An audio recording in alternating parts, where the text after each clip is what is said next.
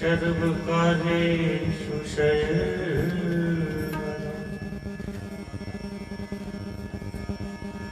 वसुदेव सुतं देवं कंसचाणूरमर्दनं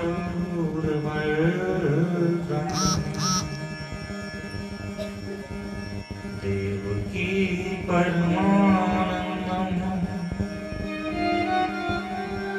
कृष्णं वन्दे जगद्गुरुम्।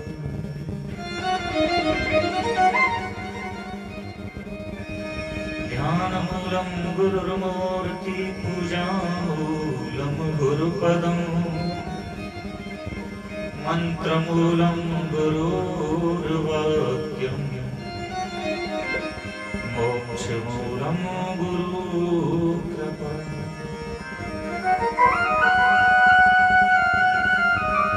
चैतन्यं शाश्वतं शान्तं व्योमातीर्थं निरञ्जनं नादविन्दं कलातीर्थं तस्मै श्री गुरुवे नमः। कर्पूरगौरं करुणावतारं संसारसारं भुजगेन्द्रहारं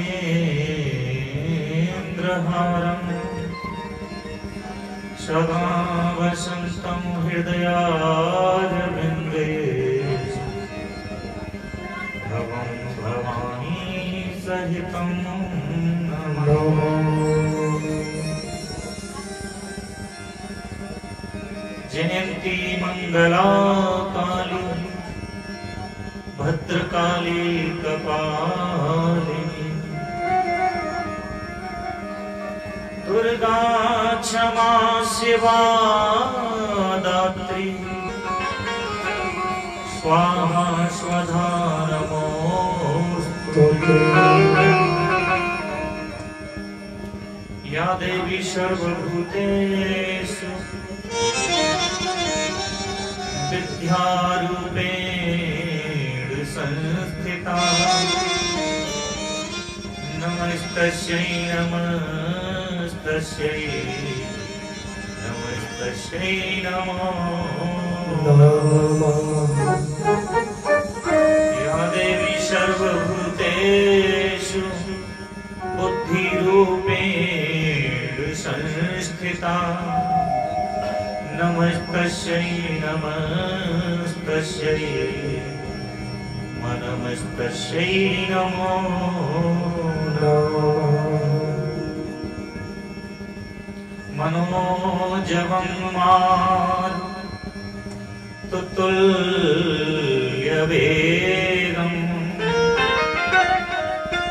जितेन्द्रियं बुद्धिमतां वरिष्ठं वातात्मजं वानरयूथमुख्यं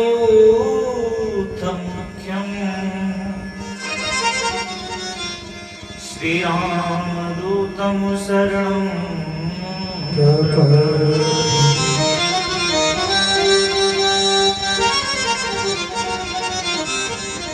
अतुलितबलधामं हेमशैलाभदेहं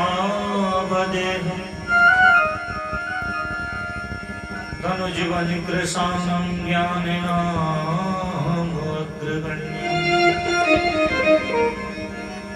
सकलगुणनिधानं वानिराणामधीशं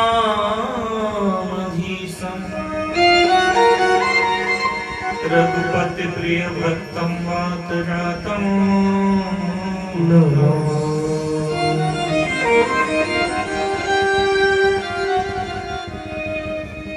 श्री राधा मेरी स्वामिनी मेरा धेजू दास जन्म जन्म मोहि दीजियो ब्रज वृंदावन।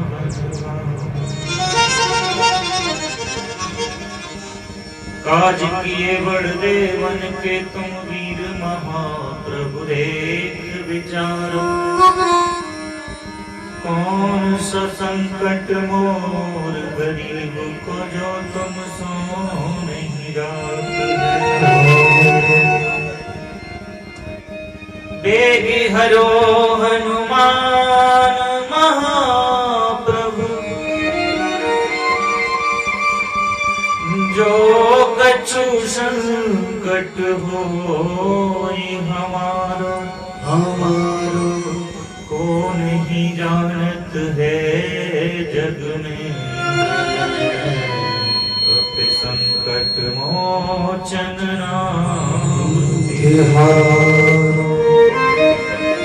को नहीं जानत है जग में, अपे संकट मोचन नाम तिहारो। को नहीं जानत है जग में, अपे संकट मोचन नाम तिहारो।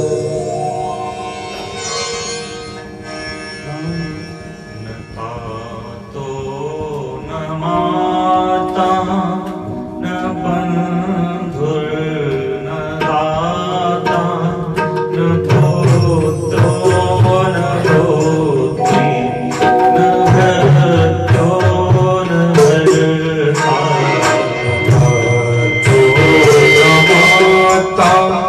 न बंधु न दाता, न पुत्र न पुत्री, न भक्तो न भरताई।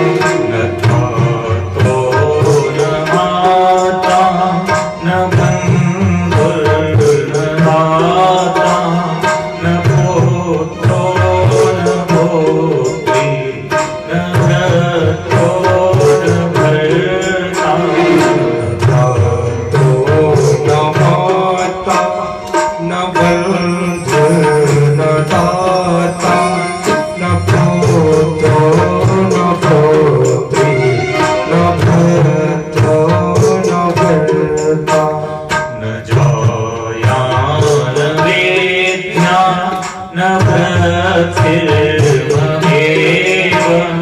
गते त्वं गते त्वं त्वमेका भवानि। गतिस्थं त्वमेका भवानि। गते त्वं गते त्वं त्वमेका भवानि।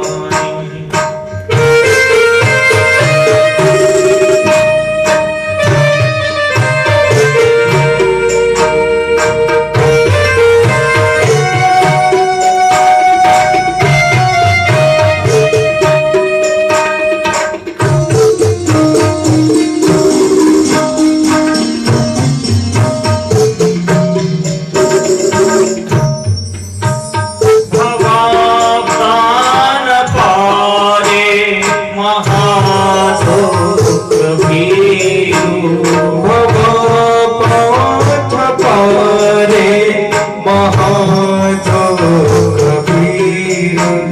प्रभात प्रकामी प्रलोभे प्रमथः। प्रभात प्रकामी प्रलोभी प्रभाते। संसार पाश प्रभत सदा, गते त्वं गते त्वं त्वमेका भवानि। गतिस्थो त्वमेका भवानि। गतिस्थो त्वमेका भवानि। न जानामि दानं न च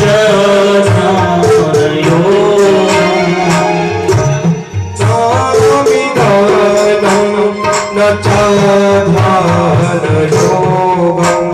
न जानामि तन्त्रं न च स्तोत्रमन्त्रं।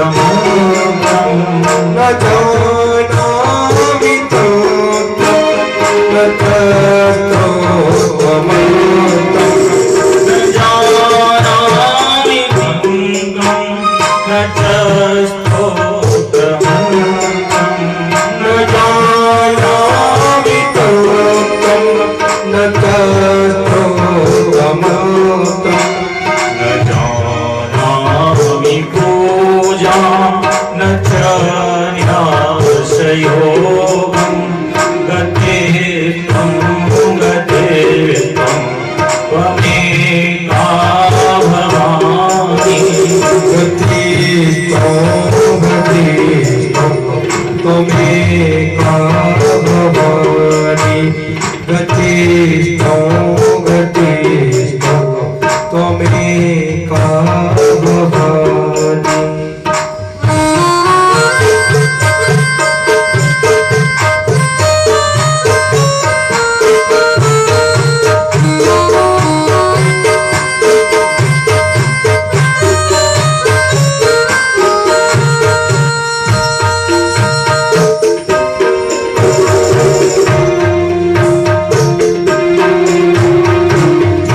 न जानामि पुण्यं न जानामि तीर्थं न जानामि पुण्यं न जानामि तीर्थं न जानामि मोक्तिं तद्वा कदाचित् न जानामि मुक्तिं जगवा कदाचित् जानामि भक्तिं व्रतं वा ते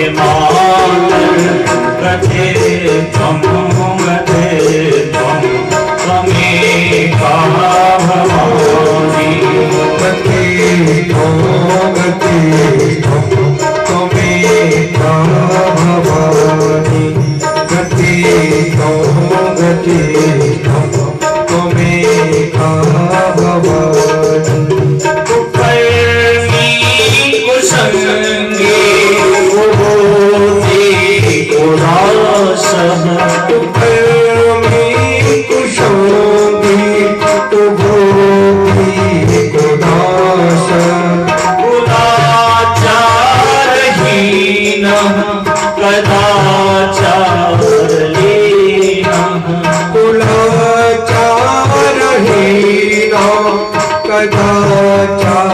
कदाचारणीना दृष्टि कुवाक्यं प्रबन्धसदाम्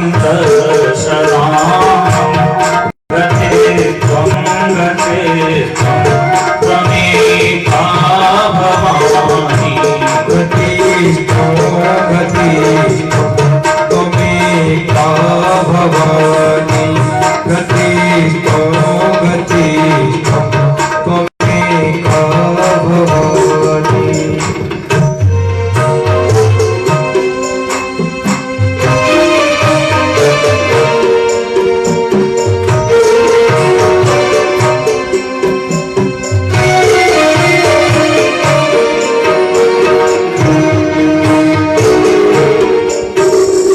प्रदेशं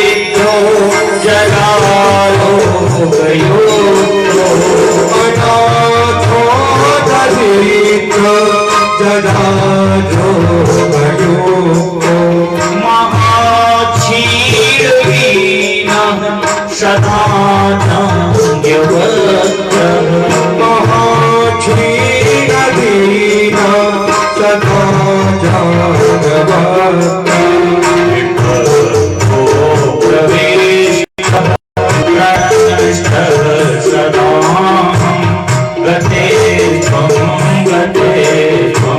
त्वमेका भवानि गति त्वमेका भवानि गति त्वमेका भवानि न धातो न माता न बन्धुर्दाता न पुत्रो न पुत्री न भृत्यो न भर्ता न जाया न वेदना न भृतिर्ममेव गते त्वं त्वमेका भवानि गते त्वं त्वमेका भवानि गति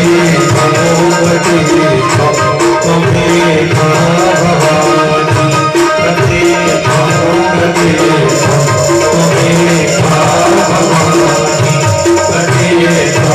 गते त्वमेका भवानि त्वमेका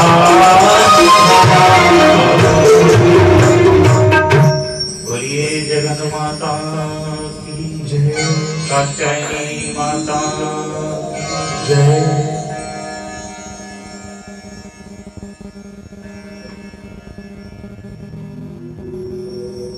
परम मंगल में अकारण करुणा वर्णालय भक्त मनवांचित पीतांबरधारी श्री नारायण भगवान की अर्धांगिनी जगत अखिलेश्वरी माँ अम्बा जगदम्बा का साक्षात स्वरूप श्रीमद् देवी भागवत परम मंगलमय पूजनीय वंदनीय प्रातः विस्मरणीय श्री सद्गुरुदेव भगवान के चरण कमलों में वंदन परम मंगल में संत समाज को वंदन परम मंगल में पूजनीय विप्रदेव गुरुदेव के चरण कमलों में वंदन परम मंगलमय दूर दरार से आए हुए सभी भक्तजन लक्ष्मी स्वरूपा बहन बेटी मैया पिता पुत्र भैया माँ देवी की साक्षात अलौकिक शक्तियों का ग्रंथ श्रीमद् देवी भागवत और रस और श्रृंगार से सजाने वाले सभी कलाकार बंधु आप सबके लिए सर्वप्रथम व्यासपीठ की तरफ से जय श्री राधे जय श्री कृष्ण। आइए नित्य प्रति भांति मन और वाणी को पवित्र करने के लिए 2 मिनट के लिए माँ के गुणानुवाद माँ का पावन पवित्र नाम अपनी जिह्वा से स्मरण करते हैं। माँ हमें सद्बुद्धि प्रदान करे, हमारे मन को एकाग्र चित्त करे, ऐसी प्रार्थना करते हुए बड़ी श्रद्धा और भाव के साथ ताली बजा करके 2 मिनट माँ के नामों का गुणानुवाद करते हैं।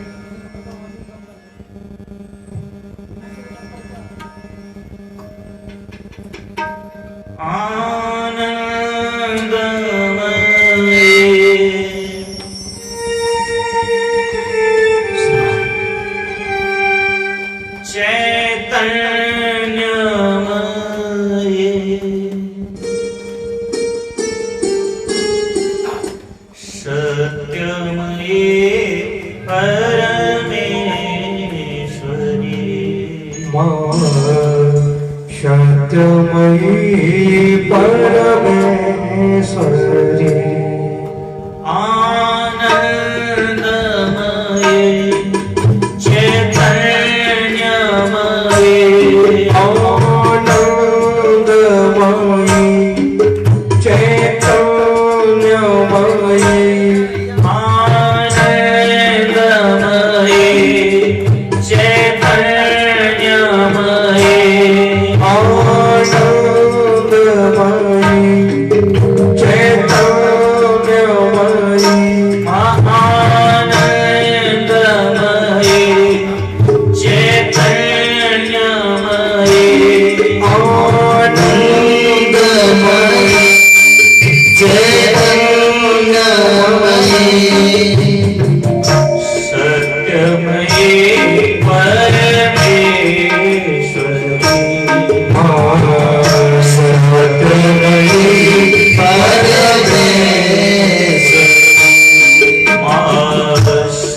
सत्यमयी परमेश्वरी सत्यमयी परमेश्वरी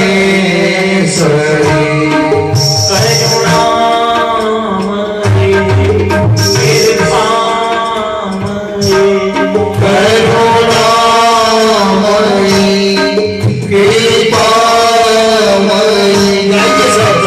करुणामयी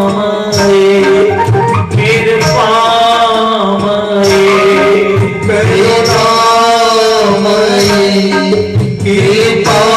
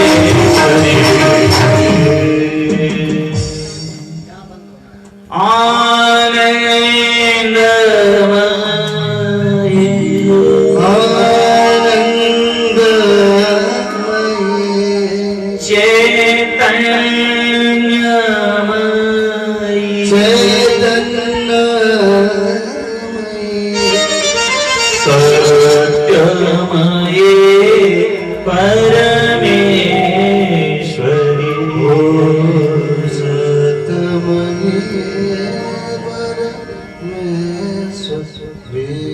करुणामयी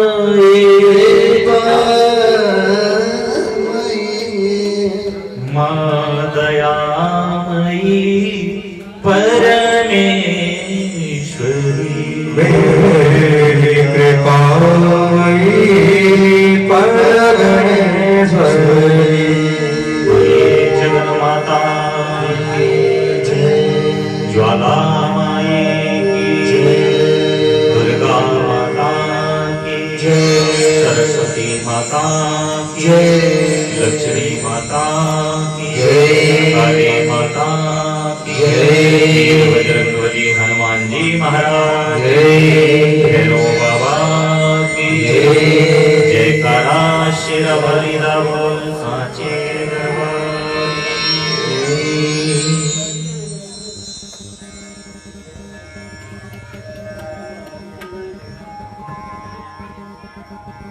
माँ कैसी है? माँ आनंदमयी है, माँ आनंद प्रदान करने वाली है, माँ चैतन्यमयी है, माँ चेतन स्वरूप में है, माँ सत्यमयी है, माँ सत्य प्रदान करने वाली है। माँ का रिश्ता ये जगन माता है और इस जगन माता से जिसका रिश्ता बन जाता है,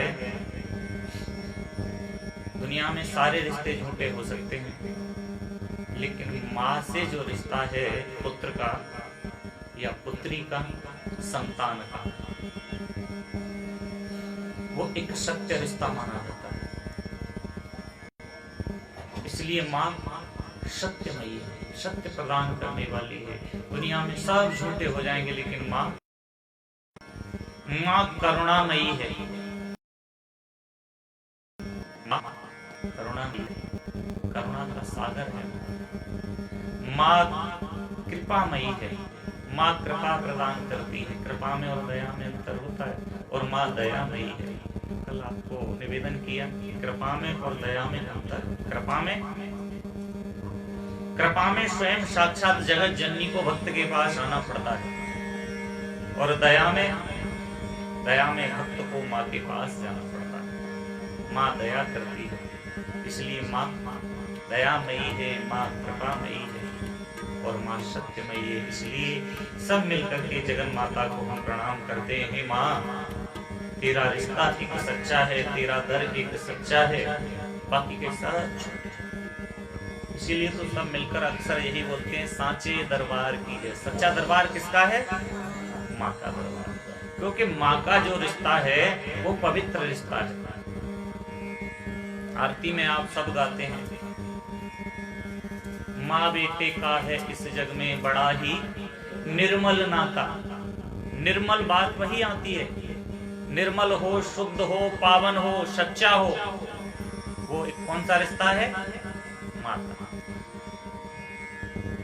माँ बेटे का है इस जग में बड़ा ही निर्मल नाता, और पूत कपूत सुने हैं परना माता सुनी माता। सत्य बात। लेकिन संतान कुपुत्र हो सकती है, लेकिन माँ कुमाता नहीं हो सकती। वो एक अलग विषय है। परिस्थिति बस आकर के माँ को कुछ ऐसा कार्य करना पड़े जिससे माँ कुमाता साबित हो जाए। जैसे आपको मैंने उस दिन चरित्र सुनाया कुंती का और कर्ण का। कुंती ने कवारी अवस्था में कर्ण को जन्म दिया, लेकिन लोक जो है लोक लाज के भय के कारण अपने पुत्र को जल में प्रवाहित करना पड़ा। इसलिए माता कुमाता हो गई, क्योंकि माँ का जो फर्ज था वो माँ ने अदा नहीं किया। तो ये एक परिस्थिति बस कारण एक ऐसा कुछ करना पड़े, तो उसमें फिर भी माँ कुमाता नहीं हो सकती। अगर माँ कुमाता हो जाती तो अंतिम समय में, मैंने कल आपको निवेदन किया, जिस समय धर्मराज युधिष्ठिर ने पिंडदान किए सबके नाम के, उस समय कुंती ये नहीं कहती कि तू कर्ण के नाम का भी पिंडदान कर दे। क्योंकि माँ की ममता, माँ के अंदर कहीं ना कहीं वो भावना पुत्र के प्रति, संतान के प्रति रहती ही रहती है। वो अंकुर रहा कुंती के अंदर, और अंतिम समय में कुंती ने यही कहा कि तेरा एक भाई और था कर्ण, उसके नाम का भी पिंडदान कर। पुत्र माँ से नाराज हो जाए, रूठ जाए, लेकिन पुत्र बेशक नाराज हो जाए, रूठ जाए, लेकिन माँ पुत्र से कभी नहीं। मैंने उस दिन निवेदन किया था, कितने सुंदर शब्द।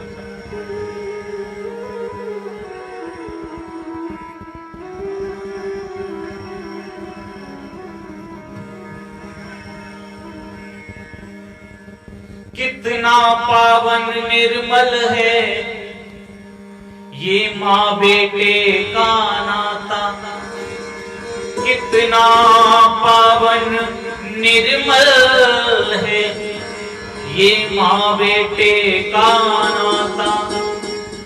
9 मास गर्भ में रखती उस माँ को शीश झुकाता। बेटा जब माँ से रूठे उसे मैया तुरंत मनाए। गर माँ बेटे से रूठे उसे कौन मनाए, उसे कौन मनाए। ये माँ का और पुत्र का रिश्ता ऐसा होता है, पुत्र अगर रूठ जाएगा तो माँ उसे मना लेगी, लेकिन अगर माँ रूठ गई तो उसे कोई मनाने वाला नहीं करता। हाँ, रूठे तो रूठ जा, क्योंकि जब विवाह हो जाता है तो उसके बाद तो मैंने उस दिन निवेदन किया, सब कुछ कौन है? हाँ? साला तीरथ ससुरा तीरथ, तीरथ छोटी साली, माँ बाप का कोई मान नहीं है, तीरथ है घर वाली। सारे तीर्थ बेकार हैं, सिर्फ एक ही तीर्थ बचा है, वो जैसा कहेंगी वैसा ही करो। लेकिन ये कब होता है? कब होता है पता है? जब हम अपनी संतान को सुंदर संस्कार नहीं दे पाते। मैंने उस दिन निवेदन किया, जिस समय गर्भ में शिशु होता है, गर्भ में जीव होता है, उस समय माता बहनों को क्या कृत्य करने चाहिए? सुंदर सत्संग सुनना चाहिए, भगवान के माँ के गुणानुवाद सुनने चाहिए, जिससे जो गर्भ में जीव है, गर्भ में जो संतान है, उसके ऊपर संस्कार आए। क्योंकि मैंने उस दिन निवेदन किया, माँ का गर्भ ही एक ऐसी जगह है जहां पर माया का कोई प्रभाव नहीं चलता, जीव शाश्वत होता है माँ के।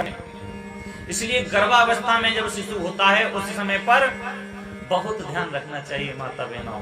संस्कार देने का उत्तम समय तो वो होता है, बाहर जब गर्भ से जीव आ जाता है तो मैंने उस दिन बताया, माया लपेट लेती है उसको, माया घेर लेती है आकर के। भूमि परत बाधावर पानी, जनु जीव ही माया लिपटानी। आकाश से जो बूंद आती है जल की, वो स्वच्छ होती है, और पृथ्वी पर आकर के मिट्टी में मिल जाती है तो वो गंदी हो जाती है। उसी प्रकार से ये जीव माँ के गर्भ में एकदम निर्मल होता है, सुकोमल होता है, पावन होता है, लेकिन जैसे ही बाहर आता है उसे माया जकड़ लेती है, और माया जकड़ लेती है तो फिर संस्कार उस आपके काम नहीं आते। लेकिन माँ के अंदर वो शक्ति है कि चाहे तो बाहर भी संस्कार दे सकती है। कल निवेदन किया, माँ जो होती है बच्चे का पहला गुरु होती है, माँ पहला गुरु होती है। इसीलिए तो कल निवेदन किया था, प्रातः काल उठ के रघुनाथा, और मात पिता गुरु नाम है माता। पहले माता जी को, फिर पिताजी को, फिर गुरु जी को प्रणाम किया करते थे राघवेंद्र सरकार। तो सबसे पहले कौन है? माँ, बाद में पिताजी। पिताजी का दायित्व तो कम नहीं है, और एक और बात बताएं आपको, वैसे इनमें कभी फर्क भी नहीं समझना चाहिए। मैंने उस दिन भी निवेदन किया, भगवान की पूजा सबकी करो, लेकिन बड़ा छोटा होने का फर्क मत अपने दिमाग में लाओ। इसी प्रकार से ये 3 रिश्ते ऐसे बताए हैं, इनमें कोई फर्क नहीं है। इधर ये 3 रिश्ते ऐसे हैं, माता पिता और गुरु का, और उधर वेद कहता है गुरु ब्रह्मा गुरु विष्णु गुरुर्देव महेश्वर गुरुर् साक्षात् परम ब्रह्म तस्मै श्री गुरुवे। इधर माता पिता और गुरुजी में कोई भेद नहीं करना, और उधर ब्रह्मा विष्णु महेश और गुरुजी में कोई भेद नहीं करना। जो व्यक्ति इनमें बुराई देखता है वो अंतिम समय में नरकगामी होता है, उसे नरक की प्राप्ति होती है। तो निवेदन कर रहे कि ये संस्कार कब दिए जाते हैं? संस्कार घर में ही दे दिए जाते हैं, लेकिन बाहर जीव आ जाता है फिर भी माँ उसको संस्कार देती है। और जब संस्कार पा लेता है तो आज्ञाकारी होता है पुत्र। गुरुजी का दायित्व जिस प्रकार से होता है कि शिष्य को आज्ञाकारी बनाए, सुंदर संस्कार दें, उसी प्रकार से माँ का दायित्व होता है पुत्र को, पुत्री को, संतान को जो भी है उसको सुंदर संस्कार देना। कभी विचार किया है? जिस माता बहन के बच्चे नहीं होते, संतान नहीं होती, उससे क्या बीतती है? इस दर्द को तो वही समझ सकता है जिसके नहीं है।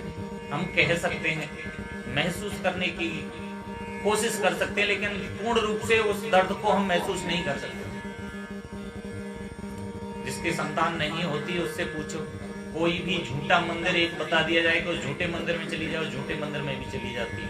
कोई कैसी भी दवाई बताए वहां पहुंच जाएगी। किसी भी प्रकार से मेरी संतान हो जाए, और संतान हो जाए और होने के बाद आज्ञाकारी न रहे तो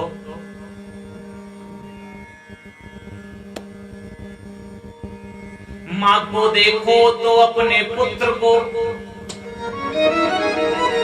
कितना लाड़ लड़ाती है, बलिहारी उस पे जाती है और भारी कष्ट उठाती है। 9 मास गर्भ में रखती है और भारी कष्ट उठाती है। खुद सोती है गीले में,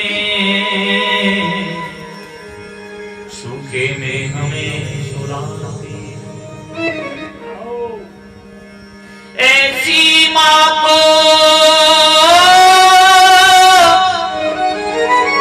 जो नर त्यागे, वो पुत्र नहीं खलकामी है। वो पुत्र नहीं है, वो पुत्र है, कहलाता दूध हरामी है। इतना कष्ट उठाती है माँ संतान के लिए, और संतान बड़े होकर के माँ बाप का अगर कहना न माने तो ऐसे बच्चे के लिए दूध हरामी कहा गया। वो पुत्र नहीं है, कुपुत्र है। क्योंकि जब नहीं होती संतान, जब देखो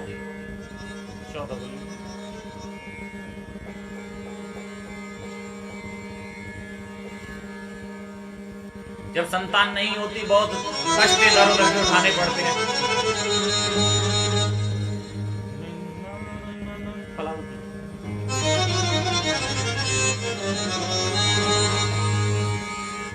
जब औलाद नहीं हो, संतान नहीं हो, तो कोई भी दरवाजा, कोई भी चौखट, कोई भी गुरुद्वारा, कोई भी मंदिर छोड़ते नहीं। किसी भी प्रकार से शीश झुका करके वहां से आशीर्वाद मिल जाए और संतान हो जाए। और वही संतान आगे चल करके अगर आज्ञाकारी न रहे तो हाय हाय।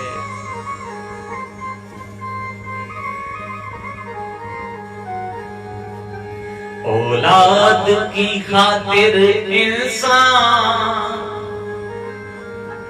फिरता है मारा मारा,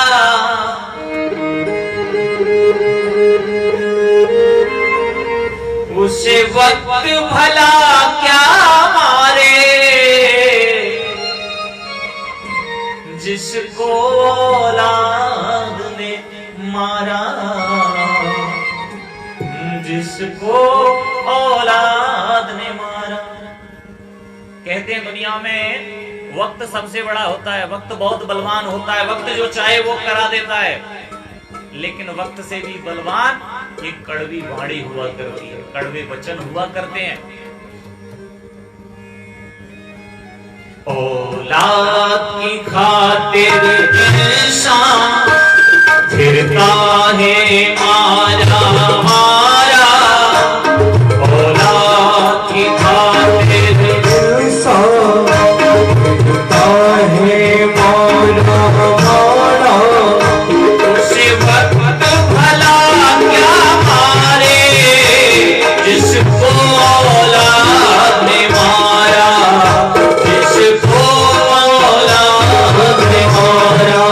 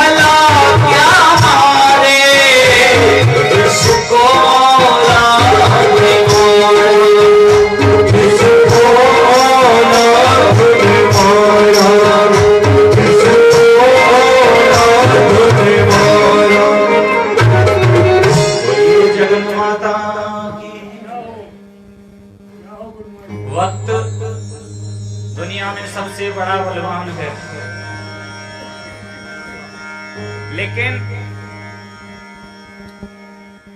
वक्त की मार भी कमजोर पड़ जाती है जब ये वाणी की मार किसी को चुभती है। गोली अगर किसी को मार दी जाए, तीर अगर किसी को मार दिया जाए तो व्यक्ति मर जाएगा, लेकिन अगर किसी को वाणी से मारा जाए तो वो पल पल मरेगा। तीर का गोली का काम है, एक बार में व्यक्ति मर जाएगा, लेकिन ये वाणी ऐसी होती है, बेचारा जब तक जिएगा और उस बात को याद करेगा, उस बात को तीर की तरह चुभता हुआ महसूस करेगा। इसलिए वाणी पर नियंत्रण रखना चाहिए। वाणी को शुद्ध करने के लिए क्या उपाय है? वाणी किस लिए मिली है? किस लिए मिली है? भोजन करने के लिए, सुंदर सुंदर व्यंजन करने के लिए, भगवान का गुणानुवाद करने के लिए। अरे इससे मानो आप मधुर नहीं बोल सकते हो तो कटु वचन भी मत बोलो। कटु वचन, व्यास जी महाराज ने 4 वेद, 18 पुराण, 6 शास्त्रों का निर्माण किया, लेकिन शांति कहां मिली व्यास जी महाराज को? इनको लिखने के बाद शांति नहीं मिली। फिर व्यास जी महाराज ने एक सुंदर श्लोक लिखा, और बहुत सुभाषितानी के अंतर्गत आता है वो श्लोक। अष्टादश पुराणेषु व्यासस्य वचनानि द्वयम् परोपकार पुण्याय पापाय परपीडनम्। अष्टादश पुराणेषु व्यासस्य वचनानि द्वयम्। 18 पुराणों में से व्यास जी महाराज के 2 ही वचन शांति प्रदान करने वाले हैं। बोले परोपकार पुण्याय पापाय परपीडनम्, यानी दूसरे का परोपकार करो, पुण्य करो, और अपने द्वारा कभी किसी का पाप न हो। ये 2 वाक्य जिसने जीवन में उतार लिए उसे कोई जरूरत नहीं है 18 पुराणों का अध्ययन करने की। कहने का तात्पर्य वही है, वाणी पर कंट्रोल रखना। इस वाणी से किसी को अगर मधुर नहीं बोल सकते, किसी को प्रणाम नहीं कर सकते, राम राम नहीं कर सकते, तो किसी को गाली भी मत दो। और वाणी को शुद्ध करने का तरीका है कि भगवान का जितना हो सके उतना नाम उच्चारण इस वाणी से करो। इसके अलावा एक उपाय और है वाणी को शुद्ध करने का। क्या? बोले इस वाणी से जैसा खाओगे अन्न और वैसा बनेगा मन। इसलिए अभक्ष भोजन को छोड़ दो। तुम अपनी स्वाद के खातिर, अपनी जीव के स्वाद के खातिर किसी की हिंसा कर रहे हो, ऐसा अभक्ष भोजन खा रहे हो, तो वाणी तो तुम्हारी खराब होनी ही होनी है। और वाणी के साथ साथ मन खराब होगा। मन खराब होगा तो बुद्धि तो निश्चित होनी है खराब। उसमें फिर किसी को दोष नहीं देना। इसलिए प्रकृति ने इतने सुंदर सुंदर भोज्य पदार्थ दिए हैं, उन भोज्य पदार्थों को खाओ, किसी की हिंसा मत करो इस जीव की स्वाद के खातिर। तो जो अन्न है हमारा, इसको शुद्ध तरीके से खाना चाहिए और भगवान को भोग लगा करके खाना चाहिए। तो मैंने उस दिन निवेदन किया, अगर आपने भोजन बनाया, भोजन बना करके उसको भगवान को ग्रहण कर दिया तो फिर वो क्या होगा? भोजन थोड़ी रहेगा, वो फिर भगवान का प्रसाद बन जाएगा। और प्रसाद समझकर अगर आप उसे भक्षण करोगे तो आपकी मन वाणी सब कुछ शुद्ध रहेगा। और भागवत जी में, श्रीमद् भागवत जी में श्री सुखदेव जी महाराज ने राजा परीक्षित को समझाया है कि दुनिया में सबसे बड़ा नरकगामी कौन है, सबसे बड़ा नरक का अधिकारी कौन है। दुनिया में सबसे बड़ा नरक का अधिकारी वो है जो भगवान को बिना भोजन ग्रहण किए, भगवान को बिना अपना जो प्रसाद है, भोजन है, उसको बिना भगवान को ग्रहण किए, भगवान को खिलाकर और स्वयं भक्षण कर लेता है। भगवान को नहीं खिलाता, भगवान का भोग नहीं लगाता, स्वयं भक्षण कर लेता है, वो सबसे बड़ा नरक का गामी है। इसलिए सबसे पहले जीवन में ये याद रखना है, भोजन जैसे ही सामने आए आपके, अच्छा हो बुरा हो, उसको भगवान को समर्पित करके, हे भगवान आज तेरी इच्छा है, मेरे कृत्य आज ऐसे हैं, तो मैं तुम्हें ये ही भोग लगा रहा हूं और जैसा ये भोग है इसे आप खाइए। और जब भगवान ने भोग लगा लिया तो उसे फिर आपको तो ग्रहण करना ही करना है। अब ये नहीं है कि भगवान को तो लगा दिया भोग भोजन बना, भगवान को भोग लगा दिया और फिर खाना शुरू कर दिया। फिर बोले अरे इसमें तो नमक कम है, नमक लाओ, थोड़ी हरी मिर्ची लाओ, फुल लाल मिर्ची लाओ, काली मिर्ची लाओ, पीली मिर्ची लाओ, ये लाओ वो लाओ। अरे जब भगवान को तुमने रूखा सूखा जैसा था, भगवान ने खा लिया, भगवान ने आकर के ये कहा कि ये फीका है, नहीं कहा ना, तुम्हें क्यों फीका लग रहा है? जैसा है, जैसा भी प्रसाद आ जाए उसे भक्षण कर लेना चाहिए, भोग लगा लेना चाहिए, खा लेना चाहिए, क्योंकि भगवान की ऐसी मर्जी है। अगर तुम्हारे कर्म अच्छे हैं तो आपको कभी ऐसा भोजन प्राप्ति नहीं होगा। श्री हनुमान जी महाराज ने विभीषण जी से क्या कहा है पता है? सुंदरकांड में, सुंदरकांड में जब मिलाप हुआ विभीषण जी महाराज का और श्री हनुमान जी महाराज का, तो हनुमान जी महाराज ने क्या कहा विभीषण जी से कि मैं तो नीच हूं, मैं अदम हूं, मैं बंदर जाति का हूं, लेकिन भगवान ने मुझ पर भी कृपा कर दी। और सुनो, यहीं तक नहीं बताया, क्या बताया? बोले प्रात ले जो नाम हमारा,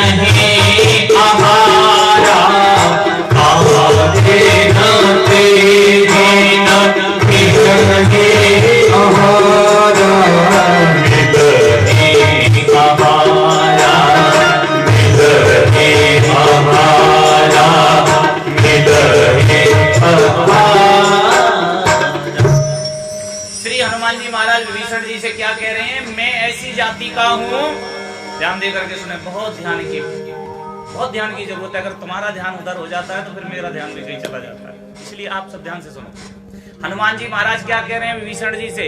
मैं ऐसी जाति का हूं, बंदर जाति का।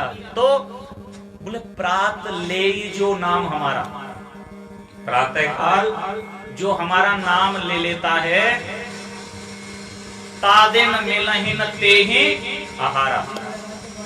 अब क्या कह रही है देखिए चौपाई, श्री हनुमान जी महाराज कह रहे हैं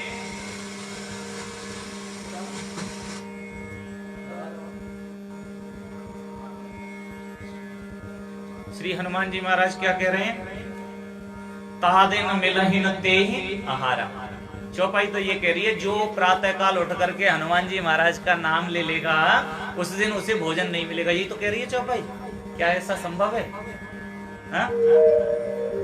मैंने कल भी निवेदन किया, बार बार निवेदन किया, और इस बार तो यजमान से भी मैंने कह दिया है, यजमान सी से मैंने कह दिया कि अगली बार आप राम कथा कराइए। देवी भागवत तुमने बहुत सुन ली, एक बार राम कथा करा के देखो, फिर देखो तुम्हारे घर का जो भी कार्य है वो तुरंत सिद्ध होता चला जाएगा। क्योंकि राम कथा जो है हमें जीना सिखाती है कि परिवार में कैसे रहना चाहिए। और माता रानी तो तुम्हें पता है वो तो सब कुछ चाहती है, सब कुछ देने वाली है, लेकिन एक विशेष वस्तु नहीं देती है कि एक ही वस्तु प्रदान करेगी, सब कुछ देती है।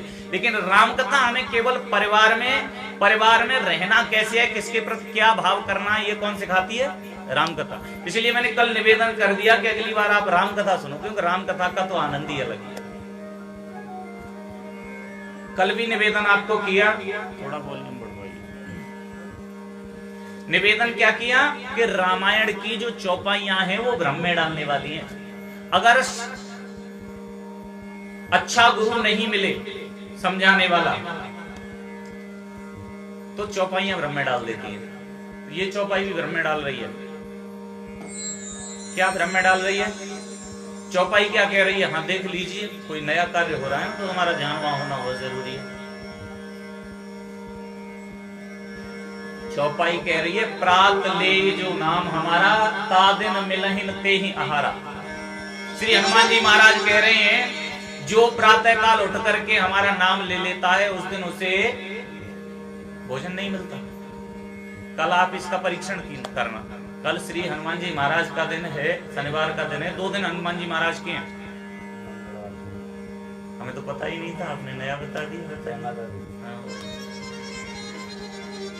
शनिवार जो है वो शनि देव का दिन है और मंगलवार श्री हनुमान जी महाराज का है। लेकिन शनिवार का जो दिन है शनि देव का, लोग कहते हैं तो शनि देव का दिन है तो इस दिन हनुमान जी की पूजा करते हैं, तो हनुमान जी महाराज शनि देव को दबा करके रखते हैं। ऐसा नहीं है। और लोगों के मन में क्या भ्रांति है पता है? क्या भ्रांति है? शनि देव और श्री हनुमान जी महाराज शत्रु हैं। ऐसी तो मन में भ्रांति है सबके कि हनुमान जी महाराज ने एक बार शनि देव को मारा था बहुत तेज, इसलिए दोनों एक दूसरे के शत्रु हैं। क्या ये संभव है? शनि देव और श्री हनुमान जी महाराज दोनों एक दूसरे के मित्र हैं। कौन है? मित्री नहीं, परम मित्र। कौन है? परम मित्र। इसलिए श्री हनुमान जी महाराज की पूजा शनिवार के दिन भी की जाती है। ध्यान दे करके नहीं सुन रहे हो? पक्का किसी से भी पूछ सकता हूं मैं, कहीं भी पता है, और फिर मैं कथा आगे बढ़ाऊंगा, और नहीं उसके बाद नहीं बती तो। चौपाई क्या कह रही है? जो हनुमान जी का नाम लेगा उस दिन उसे भोजन नहीं मिलेगा। क्या ये संभव है? कल शनिवार का दिन है, करके देखना। प्रातः काल जगते ही हनुमान जी महाराज का नाम लेना। हे हनुमंत लाल, आज हम प्रातः काल तुम्हारा स्मरण कर रहे हैं, और स्मरण करने के बाद फिर देखते हैं शाम तक तुम्हें भोजन मिलता है या नहीं मिलता। मिलेगा या नहीं? एक बार मिलेगा, 2 बार, 3 बार मिलेगा। 2 बार खाते हो, 3 बार मिलेगा, पक्का कंफर्म करके देख लेना। तो चौपाइयां भ्रम में डालने वाली है। क्यों? चौपाई कह रही है तादिन मिलहिन तेहि आहारा। आप आहार लेते हो या आहारा लेते हो? दांत फाड़ने की जरूरत नहीं है, कोई कॉलगेट का प्रचार नहीं हो रहा है यहाँ। ज्ञान की बात है, उसे ग्रहण करना सीखो। हर बात हंसने की नहीं होती, और हंसने वाला मूर्खों के लक्षण अगर मैं बताने लगूंगा तो आप ये कहोगे ये क्या बता रहे हो। बताऊं मूर्खों के लक्षण? रहने दो, बाद में बताऊंगा। आप आहार लेते हो या आहारा? आहारा, वेरी गुड, बहुत सुंदर बात है। और लेते हो वास्तव में, क्योंकि दांत 2 तरह के होते हैं। बच्चे के दांत होते हैं दूध पीने के, और फिर जब दांत दूध पीने के उखड़ जाते हैं तो दूसरे दांत आ जाते हैं। वो कौन से होते हैं? खून पीने के। हाँ, 2 तरह के दांत होते हैं, दूध पीने के और खून पीने के। तो आपके दांत खून पीने के आ गए हैं, इसलिए आप आहारा लेने लगे हो। तुम्हें ये नहीं पता आहारा और आहार में क्या अंतर है? आहार जो हम मनुष्य भोजन करते हैं ये आहार होता है। रेल में कभी सफर नहीं किया? रेल में क्या लिखा होता है? आहार। यानी व्यक्तियों का जो भोजन है वो क्या है? प्योर वेजिटेरियन, शुद्ध सात्विक भोजन। शुद्ध सात्विक भोजन में रोटी, चावल, दाल, सब्जी, ये सब शुद्ध सात्विक भोजन है। और तादिन मिलहिन तेहि आहारा। आहारा क्या है? जब हनुमान जी महाराज चले तो हनुमान जी महाराज को सबसे पहले राक्षसी मिली, और राक्षसी ने क्या कहा?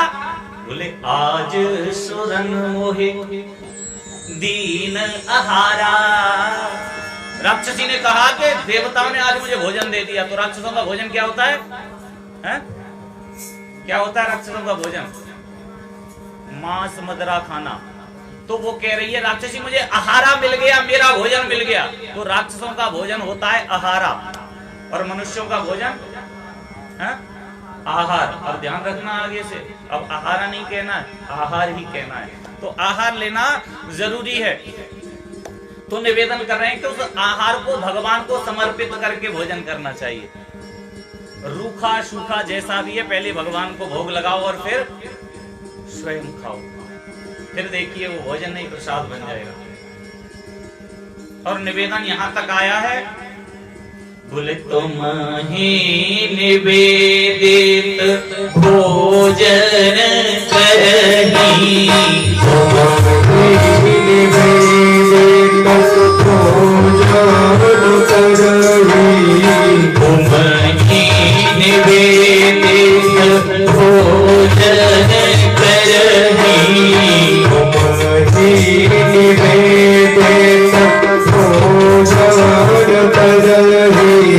प्रभु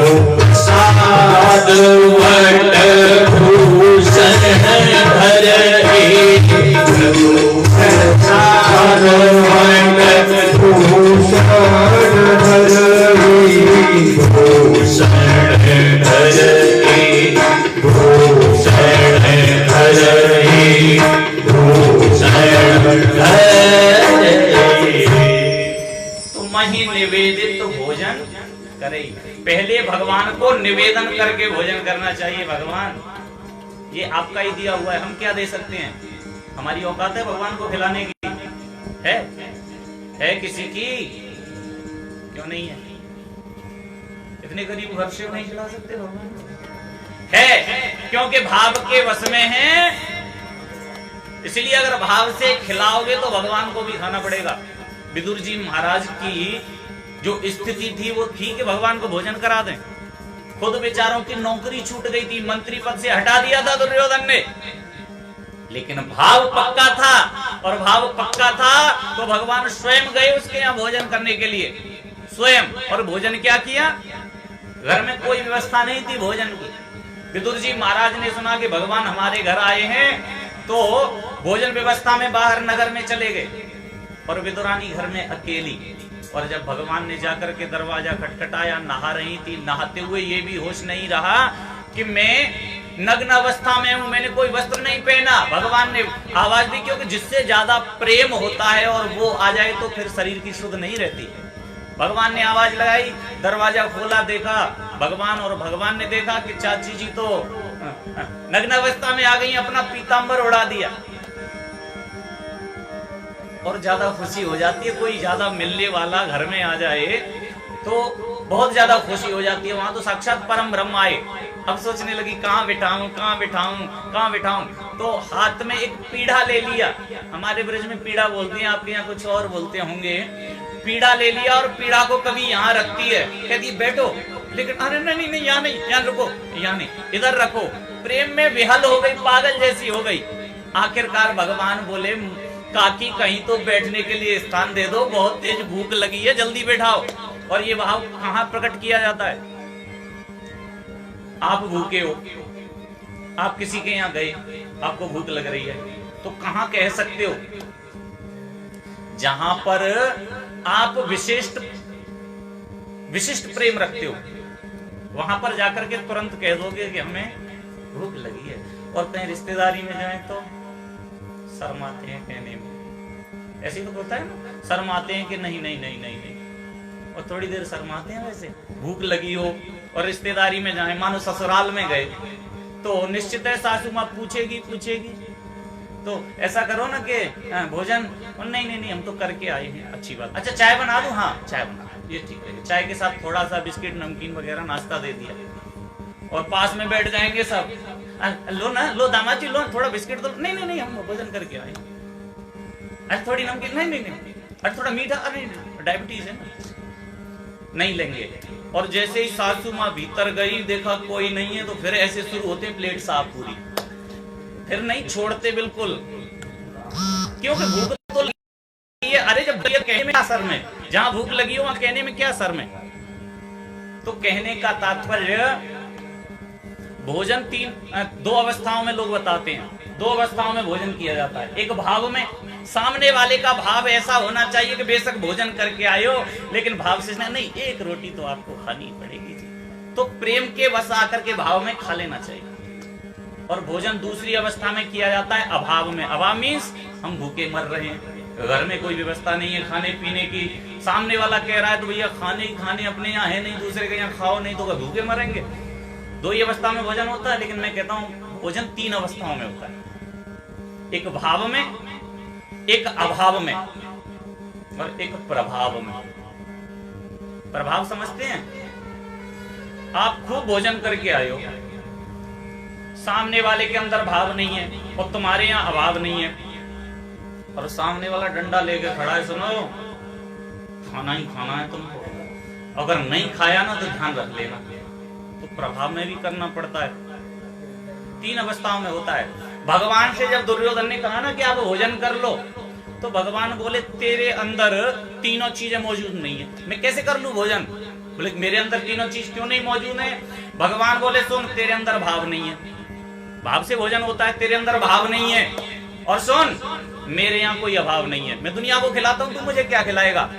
तेरे अंदर भाव नहीं है और मेरे यहाँ अभाव नहीं है। और सुन, मेरे ऊपर किसी का प्रभाव भी नहीं है। तू सोच रहा हो कि मैं राजा बना बैठा हूँ, खिला दूं, मेरे ऊपर किसी का प्रभाव नहीं है, नहीं करूंगा। इसलिए वहां नहीं भोजन किया। भोजन कहाँ किया? विदुर जी के यहाँ जाके। और कैसा भोजन?